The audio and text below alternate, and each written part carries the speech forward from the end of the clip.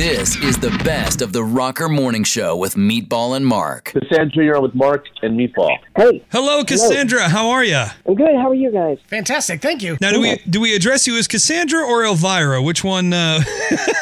Which one is more? You can call me anything, but probably Cassandra because because I am half asleep, so I won't be quite so perky. But no, I don't know. But you can call me whatever you want.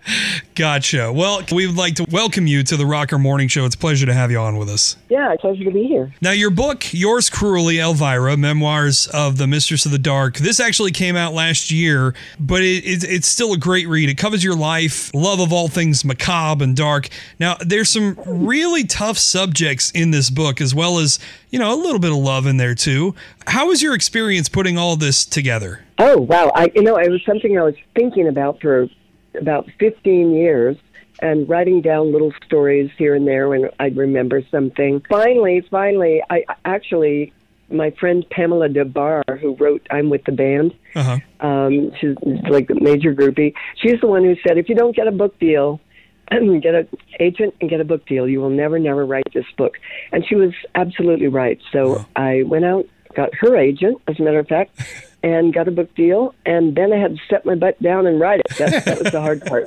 That took about a year, every day of working on it every single day for 1 year. Finally, it was cathartic. It was a great. I'm really, really glad I did it. As hard as it was great to put a lot of those things that I'd never told people or fans or anyone about my life. I got to imagine that's got to be really therapeutic too. It was so much. It was like a little a 1 year long therapy session, I'd say. That's great. And you've talked about your association, with the dark and the outcast culture early on in life. Do you remember what really turned you on to that kind of horror lifestyle? Oh, I totally do. I was like in second or third grade, and my cousin took me to see House on Haunted Hills, starring Vincent Price. Beautiful. Oh, that's great. And I was like, that was it for me. I was like, oh my God, I love this. I was scared to death by it, but at the same time, I loved it. And I started buying Famous Monsters magazine, and I started building Aurora model kits of Frankenstein and Dracula, and just really, really got into it as a kid. And it was bizarre because I didn't have any other friends who were into it also, not even boys, and certainly not girls. So I don't know what attracted me to it so much, but it just, you see something and it just hits a chord, and that's it. Now, I've read about, your past before. You were born in Manhattan, Kansas. I also happen to be a Kansan, born in Wichita. So I wonder if maybe that had something to do with, our timeless good looks and love of horror, too. I imagine that it does, yes. Everybody from Kansas is super hot, right? Yes, absolutely. I mean, every attractive person you see on there, that's exactly what we look like. Exactly. Yeah. Out of the hundreds of shows and specials and films that you've been a part of, what kind of stands out as one of the most fun or memorable for you, either as Elvira or another character, or even as yourself? As a performance, I have to say this was really going back in time. I hope your listeners are like old, because when I first got. I was just a local horror host in Hollywood. It was Hollywood, California, but it was still a little local station that only broadcast to the L.A. area. And I got called by Johnny Carson's Tonight Show. And back then, when there were only 3 channels on, right. There was only one talk show that mattered. I think there was only one talk show, period. Not even that mattered. There just was one. But if you got on that show, you kind of knew, oh, my God, I've made it.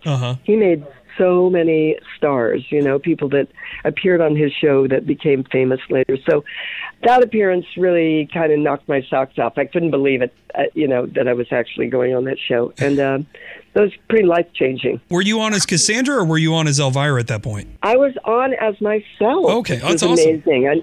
I never got asked back on any show as myself after that. But, Yeah, I know. It was crazy. So that was an extra big deal. Oh, wow. The character of Elvira really opened up a lot of doors for you, especially since at that time it was such a unique character and it allowed you to step into different worlds of entertainment. And a personal favorite of mine, I really would like to hear about the experience of getting to call the steel cage match between Hogan and King Kong Bundy at WrestleMania 2 with Jesse the Body and Lord Alfred Hayes, because that's always stood out to me, and I always wondered how that worked out. Oh my God, I couldn't believe when I was asked to be one of the commentators. Yeah, the commentators. Yeah, because I grew up watching wrestling with my dad. You know, it was one of those things, like a bond that we had, and that's really cool. I still have such really a soft spot in my heart for wrestling, because I just remember laying in front of the TV at night with my dad watching wrestling, you know, when I was a kid. And so to be asked to be on that was like, oh my God, I got, you know, kind of like a dream come true. Yeah. It was super, super fun. Main event too. Yeah. You've done some interviews and some appearances in the past where you've talked about, you know, yourself and your past a little bit too, but your book, Yours Cruely, you know, it seems to be kind of the first real deep dive, you know, into your life. Mm-hmm. And I'm curious, you know, while you were going through this cathartic process, you know, where did you start in that writing process? And then, you know, obviously covering some dark subjects in there, but I'm curious what maybe one of your happiest moments in the book would be. I had some really difficult things to talk about in there. Sure. Some not so good experiences trying to be an actress in Hollywood, and before that a showgirl in Las Vegas. Yeah. A lot of Me Too moments that I'm sure women can relate to. Absolutely. And some of them pretty brutal and pretty bad that I had never really spoken about. Some of the happier moments were, of course, when I had a baby, you know, Sure. The very first time, and also met my partner, my current partner right now, who I've been with for 21 years now, who is a woman, by the way.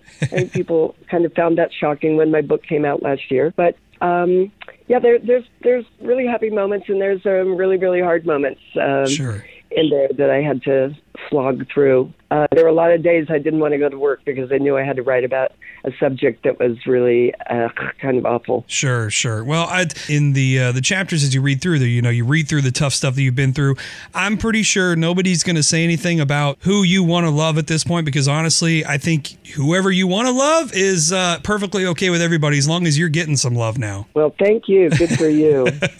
I love you. Oh, well, thank you. I appreciate that. It's super important too. Those things can be tough to talk about, but not only are you healing from them by putting them out on a book, but those who read the book who have gone through personal experiences, they're going to connect with that, and they're going to be drawn even closer to you. I really hope so. And I hope that people know the book is not just about Elvira and about the horror genre. Mm-hmm. Yes, there's plenty of that in there. And there's the whole story about how I got to be Elvira and how that continued over the last 40 years and different things that happened during that time, all the ups and downs of that. But I think it's not just for horror fans. It's for people who have had, you know, experiences like I have with, you know, Me Too experiences. And a lot of people come up to me and say they had a difficult parent. I had a rather abusive mother, and a lot of people lately have been coming up to me and saying, oh my God, my dad was like that, or my mom was like that. And